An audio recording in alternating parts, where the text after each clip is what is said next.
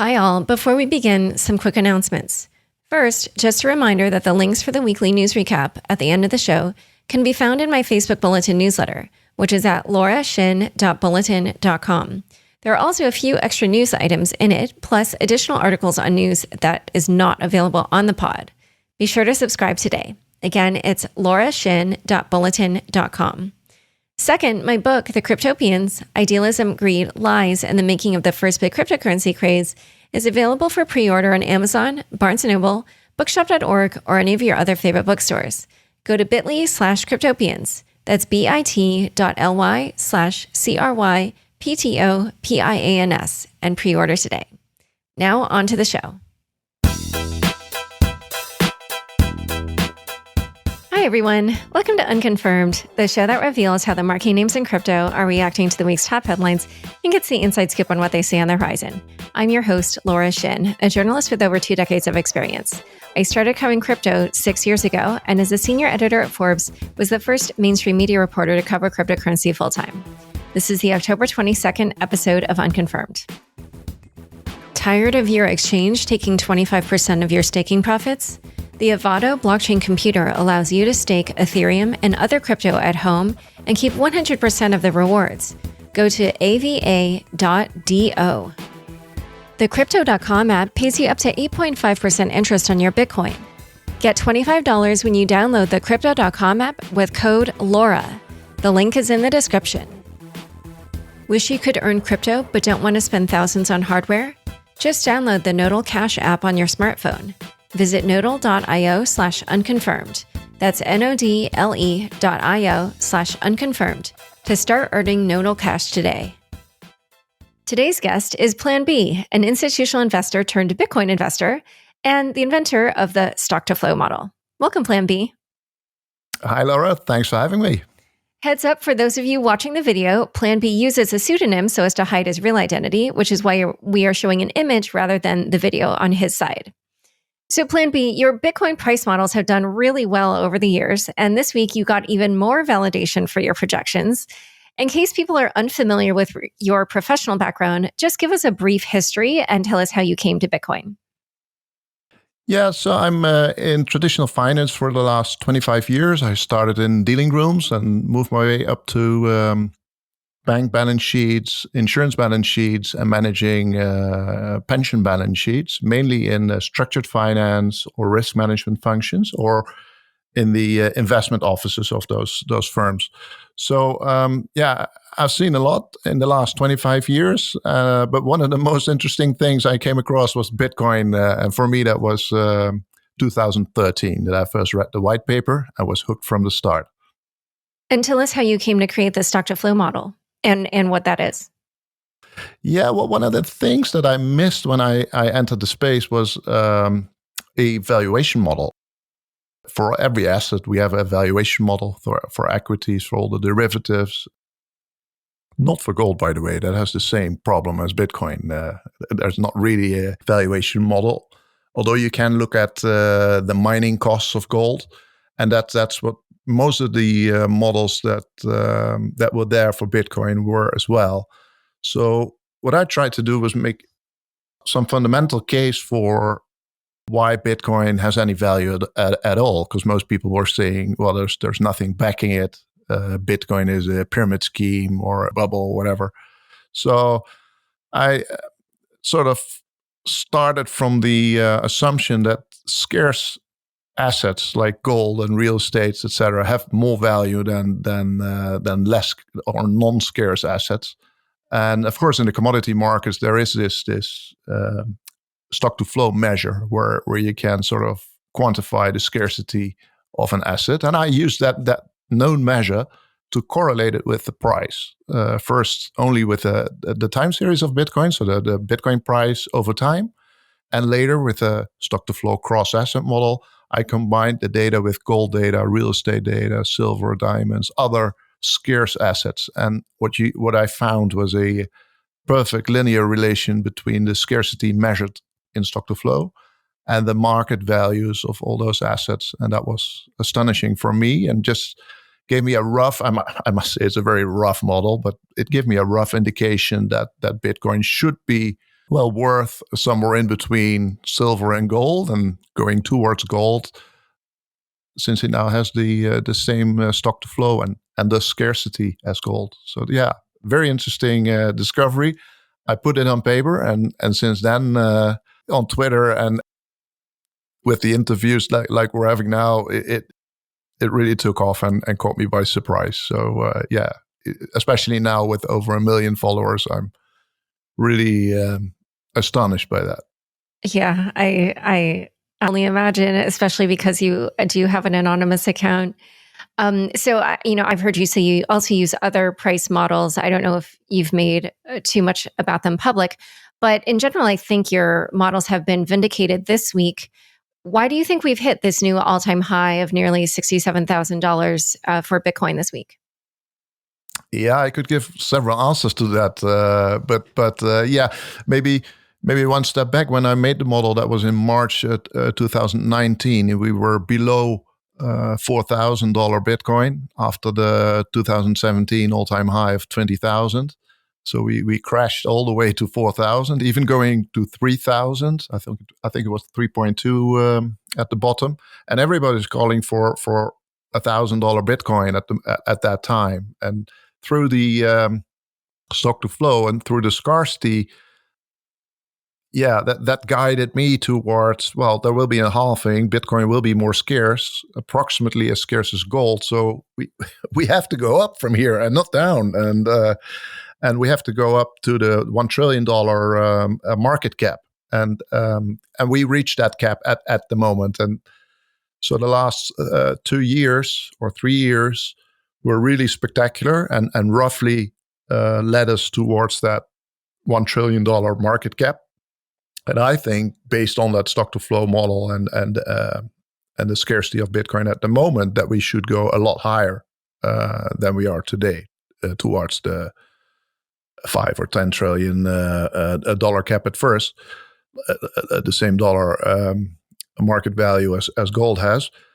But yeah, more recently, there's of course all sorts of things happening in the macro and geopolitical sphere that caused that were the immediate triggers, I should say, for the rises. And of course, the Bitcoin ETF is one of the things that we have been waiting for a long time to happen, and that came to. That was a reality since this week, and that caused a major upwards movement, I think, in Bitcoin. That helped us a lot. And so, since that was a Bitcoin futures ETF, which I think the community maybe didn't necessarily expect, at least until recently, and has also criticized for saying, it's not maybe as efficient or as good a product as a spot ETF would be. So why do you think that it affected the price that way? And how do you think it'll affect the Bitcoin price going forward? Yeah, that's very true. Bitcoin's futures ETF is better than nothing, but it's not as good as a spot ETF. And so I'm already happy with the futures ETF, and I understand it because futures are instruments that the SEC understands. And for example, in the companies I used to work for, the latest company was a pension balance sheet of 100 billion US dollars. They did not understand Bitcoin, or, well, let's say my colleagues did understand Bitcoin and had Bitcoin in their personal portfolios, but we did not have a mandate to go into Bitcoin, a virtual currency like assets, because our board did not understand it. And likewise, the SEC does not understand, I guess, Bitcoin or has to get used to this digital currency world.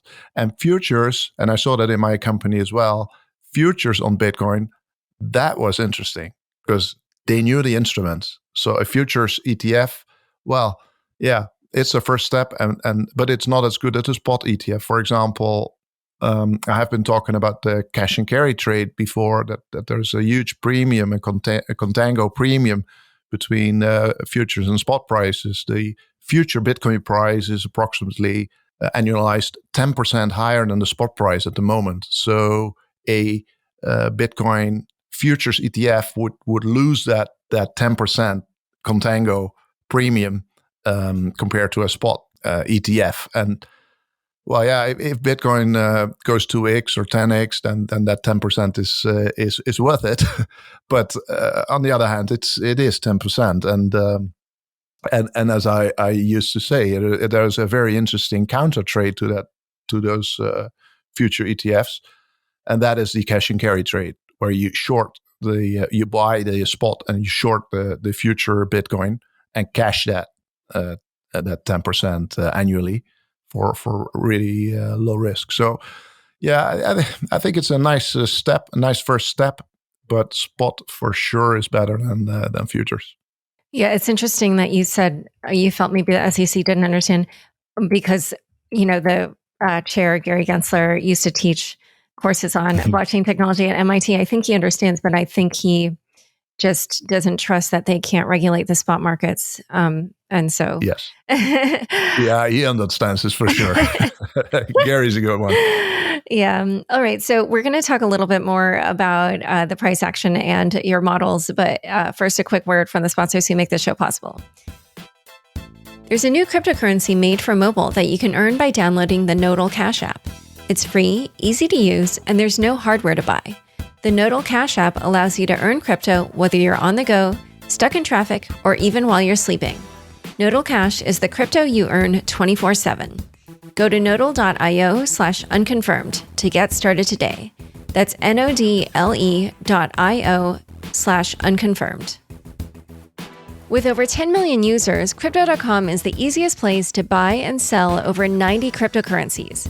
Grow your crypto with Crypto.com Earn, which pays up to 8.5% interest on your Bitcoin and 14% interest on your stablecoins. When it's time to spend your crypto, nothing beats the Crypto.com Visa card, which pays you up to 8% back instantly and gives you 100% rebates for your Netflix, Spotify, and Amazon Prime subscriptions. Download the Crypto.com app now and get $25 by using the code LAURA. The link is in the description. Back to my conversation with PlanB. So in the past, there have been articles that have come out saying that the authors felt that when they tried to retrofit the stock to flow model with gold, it didn't work. And so then they felt that stock to flow for Bitcoin won't work. What do you say to such critics? Yeah, that was one of the critics. There's a lot of them. I like the discussion, and we've had a lot of discussion.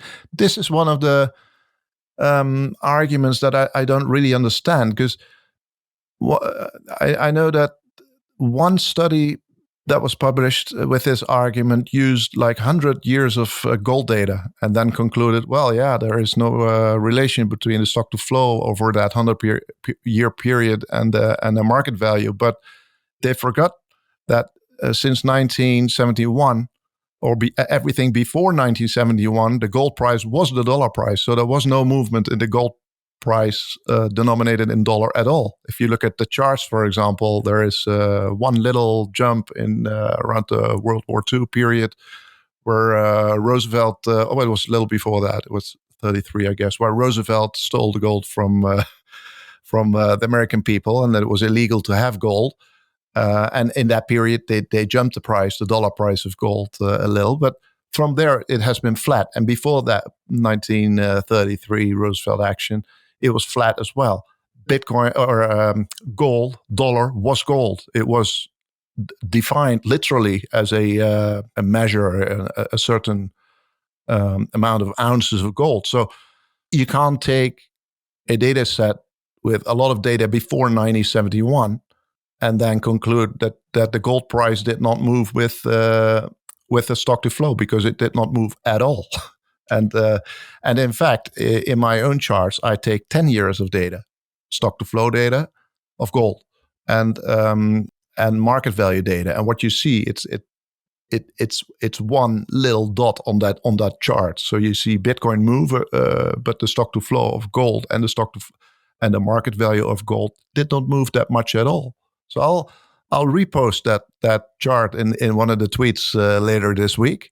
You can see for yourself. It's really not moved at all. And in that study you are referring to, there was a chart with 100 years of data And they just didn't acknowledge the fact that gold and dollars were the same before 1971. So speaking of dollars, obviously we're in a very unusual time historically right now with the pandemic. How would you say the pandemic has influenced the Bitcoin price over the last almost 2 years? Yeah, in the beginning it went down. So in March 2020, we had this. Everybody was scared. Everybody was panicking and sold everything from stocks to bonds to real estate to even gold and Bitcoin. But in the long run, I think it has been very good for the Bitcoin price because of debasement, because of the Fed printing all that money. And of course, that was the reason why Satoshi Nakamoto invented Bitcoin for the first place. The problem with our current money is the debasement that the central banks are doing. And they have been doing that for ages, literally since the Roman empires. They diminished the silver content of the denarius as a way to enrich themselves and steal, literally steal from the people. So, and that's what central banks are doing right now. They do it for the greater good, of course. That's the narrative. So to save the banks in the 2008 financial crisis, and to save all the companies and for example, airliners now in the COVID period. But somebody has to pay that, and it's paid through debasement. Our dollars, the dollars that you and I have in our pockets, become less valuable, and we see that in inflation. First, asset inflation, house prices, equity prices, everything of value rises, including Bitcoin, and that's so. So it has been very very good for the Bitcoin price, but now it trickles down to energy prices, energy inflation, gas, electricity, etc., and even core inflation. So, of course, central banks have been saying it has been transitory, but we all know it's not transitory. It's here to stay, and it will become worse. So, yeah, those trillions and trillions of dollars, I think it's 8 trillion to be exactly, that the Fed and also the European Central Bank, by the way, is also $8 trillion that they printed. That problem has to be solved. I don't know how. It's it will be very interesting to see in the next couple of months or years how that's getting resolved. But it will be nasty, I think, and there will be winners and losers. And I think Bitcoin is one of your safe bets in this scenario. Well, speaking of kind of some of the geopolitical issues, we have seen this big change in the Bitcoin network due to China banning mining there, and also the government just cracking down even more stringently on trading. How would you say that all that has affected the price and will continue to affect Bitcoin going forward? Yeah, China has been a big factor in Bitcoin, and especially in mining, because all the free electricity in the provinces where the dams were and the hydro energy was available, that was very cheap energy, and of course, it has to be used, and Bitcoin is a perfect use for that. So I guess at one point China had 50% of the mining power, the hash rate of the entire Bitcoin network. And then they banned it. They made it illegal, and that had an enormous effect on price. It was April, I guess, this year, April or May this year, and they just switched off half the network, which technically is not a problem, of course, but for the miners that are impacted, it was a very big problem, and their entire business model and investment, of course, were rendered worthless, or at least they had to go to a PlanB scenario, which they did. They moved their mining equipment, their hardware, to the neighboring countries of China and also to America, of course. And I guess now, a couple of months later, the situation is completely opposite. That the United States has 50% of the hash power of the Bitcoin network, and China has zero. So China has decided not to play the Bitcoin game. And yeah, in my opinion, they gave away a very strategic and an important advantage. That's how I see it as an investor, of course. Yeah. Well, I think it's also good for the Bitcoin network because there was always the talk that there could be a threat if the Chinese government decided to take over the miners or something like that. Absolutely. But Yeah. yeah, so now it's stronger. And I think the last stat that I heard was that in July, the US had 35% of the Bitcoin hash rate. So let's talk about your models for the price of Bitcoin for the next, I don't know, 6 months or so. I did see you say that the floor for November will be 98K, for December 135K. How are you getting there, and what drivers do you think will bring us to those prices? Yeah, so I basically have three kind of models. The first model is the fundamental one, the stock to flow model that we talked about. The second one is a floor model that is more a technical analysis, price-based model, and it makes use of a mathematical error that most people, especially the technical analysts, make when looking at markets like Bitcoin, because Bitcoin is not normally distributed, the returns. It's following power laws, and you need different math for that. And all the technical analysis tools are they are for normal markets. For example, the RSI, the relative strength index, it normally bounces between 30 and 70. When it's 70, it's, a market is an asset is overbought. If it's below 30, it's oversold. While Bitcoin's RSI never goes below, or at least, well, sometimes, but almost never goes below 45. And can go as high as 95. So that tells you there's some really different dynamics and also mathematical processes behind the Bitcoin price. And you have to look at things like fractal dimensions, Hurst components, that kind of stuff. So that's the floor model. And the third thing I'm looking at, and actually I'm spending most of my time there at the moment, is on-chain models. So the big advantage of Bitcoin is that we have all the transactions, on-chain transactions available in the blockchain. Everybody can download the blockchain. If they run a node, it's about 400 gigabytes of data. So it's a big data crunch, but you can get that data and analyze it. And you see all sorts of patterns in the transactions, where they came from old investors or new investors, big investors, small investors, all sorts of patterns. And those models are very useful for timing tops and bottoms. So FOMO transactions, for example, are very noticeable, and the at the very bottom, the emotions there are very interesting and seeable in the transaction. So I use those three models. And the model that got most attention the last couple of months was the floor model, because I predicted in June 20th.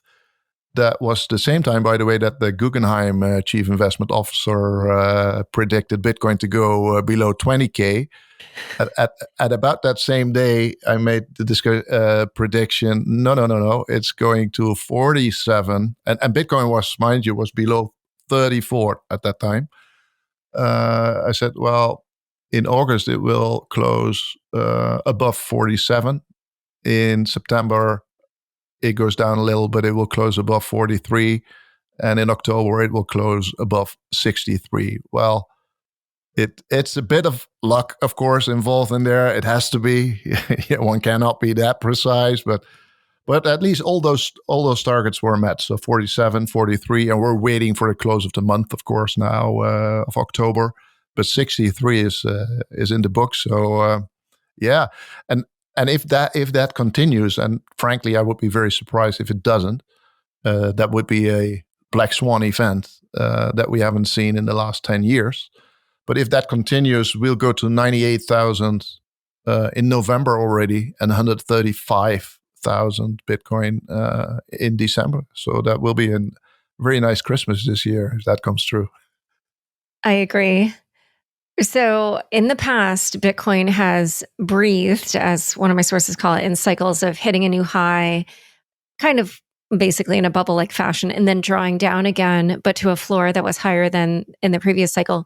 Do you believe that we're in a cycle like that again, or do you believe that with these new levels of institutional validation that we're seeing, and also I think kind of like a more diverse set of drivers, do you think that Bitcoin will not see that same kind of cycle again in which the price sees a massive drop after this, next high is reached until the next halving?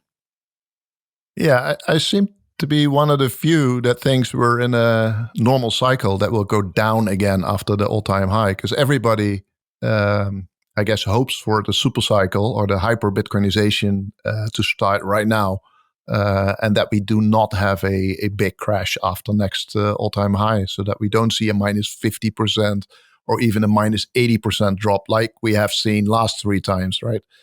And as much as I would hope that were true, that we don't see that crash anymore, I think we will. We're still in a phase where Bitcoin is very, very small compared to traditional assets.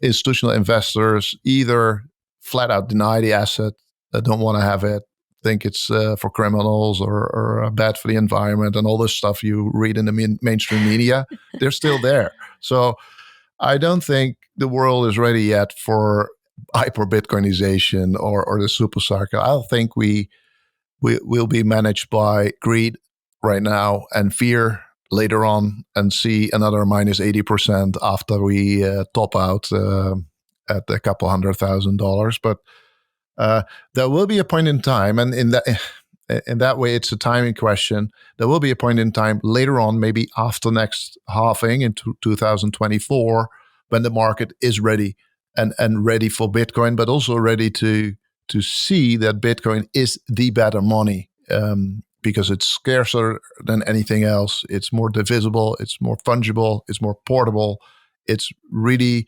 mathematical and thermodynamically the best money there is. And as soon as people realize that, see that, then maybe the dollar is in trouble, and we'll have a global reserve currencies that's called Bitcoin.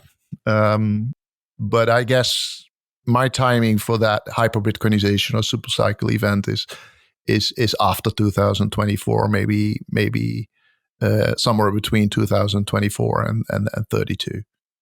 Okay. Well, we'll have to check back and see, because I agree. I have other sources who also believe that this cycle will be different. So I guess maybe we'll do a show with you and somebody who believes that, and then you can discuss, and we'll try to do it like for December or January or something, like right as we're hitting that high. Yeah. Okay, well, this has been so much fun. Thank you so much for coming on Unconfirmed. Thank you very much. Don't forget, next up is the weekly news recap. Stick around for This Week in Crypto after this short break. Did you know that exchanges take up to a 25% cut on your staking rewards? But you don't need an exchange to stake. You can run a validator at home. Join thousands of solo stakers, get an Avado device, plug it in, deposit your stake, and earn the full reward.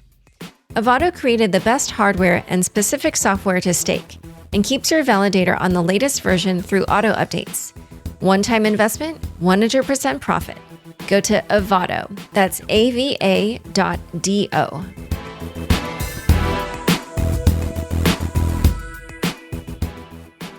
Thanks for tuning in to this week's news recap. ProShares Bitcoin Futures ETF goes wild. On Tuesday, the ProShares Bitcoin Strategy ETF went live, becoming the first Bitcoin Futures ETF to launch in the US. Trading under the ticker BITO on the New York Stock Exchange, the listing of BITO marked a significant milestone for the crypto industry, which has been attempting to get a Bitcoin-linked ETF approved by the US Securities and Exchange Commission since 2013. The fund tracks Chicago Mercantile Exchange, or CME Bitcoin futures, allowing investors to gain exposure to BTC by speculating on the future price rather than purchasing the underlying crypto asset itself. For now, a spot Bitcoin ETF, which would give direct exposure to Bitcoin the asset, has yet to be approved by the SEC. Based on BITO's performance over the first few days of trading, investors seem fine with purchasing the Bitcoin-adjacent investment fund. BITO saw nearly $1 billion of trading volume on Tuesday, enough to make it the second largest first day of trading for a US ETF, according to Bloomberg's Eric Balchunas. Even more impressively, after closing on Wednesday afternoon, BITO assets totaled $1.1 billion, making it the fastest ETF ever to reach $1 billion. In what Balchunas described as, quote, a poetically apropos moment, BITO broke GLD's 18-year-old record of hitting $1 billion in assets in 3 days. BITO is trading so well, however, that Bloomberg reports it is likely to breach the limit on the number of futures contracts CME will permit it to hold. Quote, after 2 days trading, BITO owns nearly 1,900 contracts for October, and CME rules cap the number of front-month contracts one entity can own to 2,000. What could help the situation is the next news item. More Bitcoin futures on the way. With the SEC's approval of ProShares Bitcoin Futures ETF, institutions are flocking to get similar products to market. Notably, the SEC approved 2 additional Bitcoin futures ETFs to be issued by Valkyrie and VanEck, respectively. According to filings, VanEck's Bitcoin Strategy ETF is set to go live after October 23rd, meaning it will most likely go live via the New York Stock Exchange on Monday, October 25th. Valkyrie also gained approval and will list on NASDAQ as soon as the 23rd, which is when this podcast goes live. Amusingly, Valkyrie initially filed under the ticker BTFD, which for those of you who spend hours on crypto Twitter will know means buy the fucking dip. However, the company ended up changing the ticker to BTF. ETFs are not the only way to get into the Bitcoin futures game. On Wednesday, Cboe, where over $75 billion in U.S. equities are traded daily, announced the acquisition of ErisX, a digital asset exchange that offers spot and futures products. Under the new deal, ErisX will be rebranded to Cboe Digital. Ed Tilly, chairman, president, and CEO of Cboe Global Markets, said, quote, we believe our acquisition of ErisX, coupled with broad industry participation and support, will help us bring the regulatory framework, transparency, infrastructure, and data solutions of traditional markets to the digital asset space. This is Cboe's second foray into Bitcoin futures, as the exchange previously offered Bitcoin futures from 2017 to 2019. More fines for Tether. Last Friday, the Commodity Futures Trading Commission, or CFTC, announced the simultaneous filing and settlement of charges against Tether and Bitfinex for $42.5 million total. The regulator penalized the stablecoin issuer $41 million for, quote, making untrue or misleading statements and omissions in connection to the backing of USDT, the largest stablecoin by market cap. iFinex was fined $1.5 million for the misdeeds of Bitfinex, such as operating a futures commission merchant without the CFTC's permission and engaging in, quote, illegal off-exchange retail commodity transactions. Acting Chairman Rostin Benham said, quote, this case highlights the expectation of honesty and transparency in the rapidly growing and developing digital assets marketplace. In a conversation with The Block, Bitfinex's general counsel, Stuart Hoegner, explained that what sparked the enforcement actions occurred during, quote, markedly different time in our ecosystem. Hoegner went on to add that there is no finding that Tether tokens were not fully backed at all times, simply that the reserves were not all in cash and all in a bank account titled in Tether's name at all times. In related news, Celsius CEO Alex Mashinsky told the Financial Times this week that Tether has begun loaning USDT against cryptocurrencies like Bitcoin and Ethereum as collateral. Quote, if you give them enough collateral, liquid collateral, Bitcoin, Ethereum, and so on, they will mint Tether against it, said Mashinsky.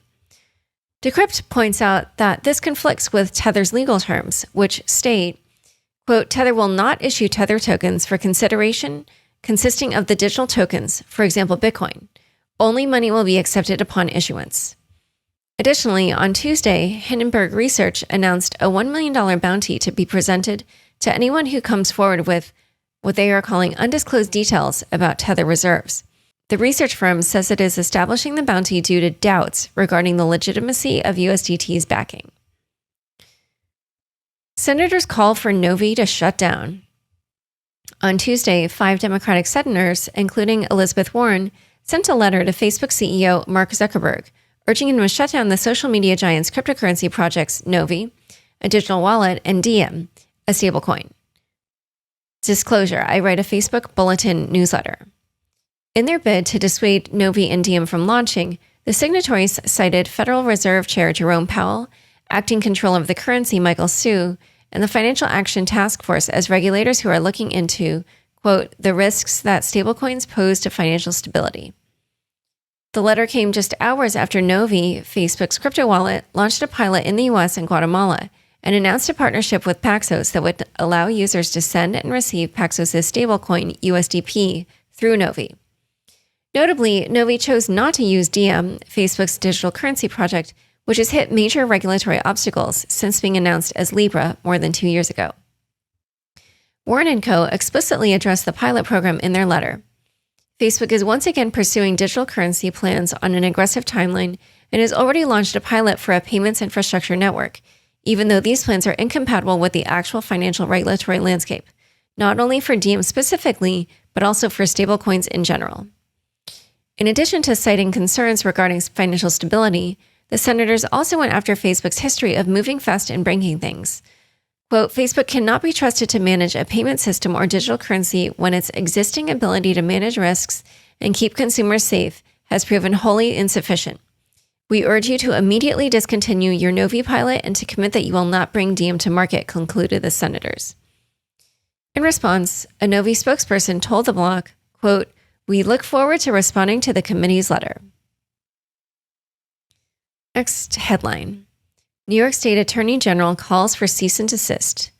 New York Attorney General Letitia James directed 2 crypto lenders to immediately cease operations within the state and 3 other platforms to provide information about their activities. The AG did not name the companies she is going after, though documents in the release reference both Nexo and Celsius. Disclosure, Nexo is a previous sponsor of my shows. However, Celsius published a blog post this week claiming it has not received a cease and desist order in New York. According to the New York AG's press release, crypto lenders are facilitating, quote, unregistered and unlawful activities by offering interest-bearing accounts, which the regulator believes are securities. The press release states that digital asset lending platforms must register with the state's Attorney General's office before offering any such product to New Yorkers. Cryptocurrency platforms must follow the law, just like everyone else, which is why we are now directing 2 crypto companies to shut down and forcing 3 more to answer questions immediately, said Attorney General James. Time for fun bits. Jack Dorsey almost called Bitcoin's all-time high. On Tuesday, Twitter and Square CEO Jack Dorsey tweeted 705,742. No context, no punctuation, just the string of 6 digits. The tweet sparked a variety of speculation, with many anon crypto accounts lurking in the comments, trying to ascertain the meaning of the seemingly random digits. Luckily, a follow-up tweet by Dorsey cleared up the confusion. Off by 117, he wrote, most likely in reference to how many blocks he was away from predicting Bitcoin's all-time high. By Decrypt's math, this put Dorsey nearly 20 hours off on his prediction, as Bitcoin did not hit its new all-time high above $67,000, according to CoinGecko, until Wednesday morning. You can't make this stuff up. The Sam Bankman-Fried-led cryptocurrency exchange, FTX, announced a massive funding round on Thursday that valued the company at $25 billion. So what's the fun part? FTX raised exactly $420,690,000 in its Series B, sourced from 69 investors, including BlackRock and Tiger Global. In a billionaire-related meme, Elon Musk tweeted a couple lying in bed looking at a chart of the Bitcoin and Ethereum prices at $69,000 and $4,200, respectively. PleaserDAO invests in a physical NFT. PleaserDAO, a collective of NFT owners known for making splashy digital purchases, bought Once Upon a Time in Shaolin, a rare physical album by Wu-Tang Clan, for $4 million, according to the New York Times. The Times says PleaserDAO purchased the album from none other than the U.S. government after its previous owner was convicted of fraud and had his assets seized. The album is undoubtedly a forerunner to NFTs.